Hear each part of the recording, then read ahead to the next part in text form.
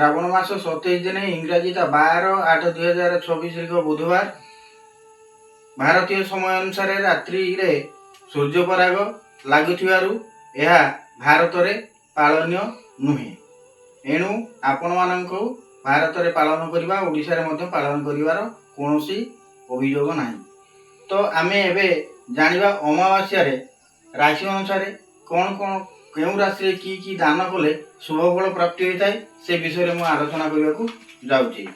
ତ ଅମାବାସ୍ୟା ରାଶି ଅନୁସାରେ ଦାନ କରନ୍ତୁ। ହିନ୍ଦୁ ଧର୍ମର ଅମାବାସ୍ୟା ଦିନ ଶ୍ରଦ୍ଧା ଓ ନିଜର ସାମର୍ଥ୍ୟ ଅନୁସାରେ ଦାନକୁ ଶୁଭ ବୋଲି ମାନାଯାଇଥାଏ।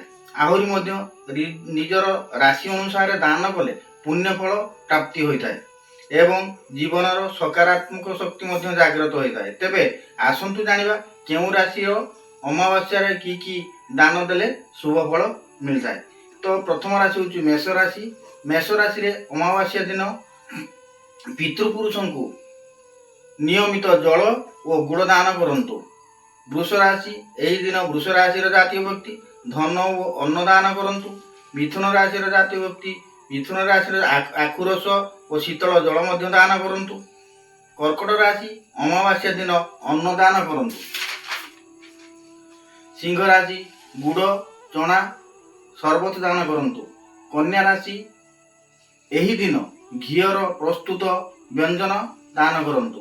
ତୁଳା ରାଶି ଅମାବାସ୍ୟା ଦିନ ବ୍ରାହ୍ମଣକୁ ଭୋଜନ ଦିଅନ୍ତୁ ଓ ଧଳା ବସ୍ତ୍ର ଦାନ କରନ୍ତୁ।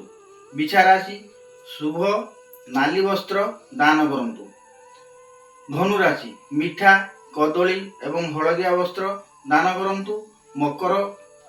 ମକର ରାଶିର ଜାତୀୟ ବ୍ୟକ୍ତି କଳା ଖସା ଏବଂ ଲୁହା ସାମଗ୍ରୀ ଦାନ କରନ୍ତୁ।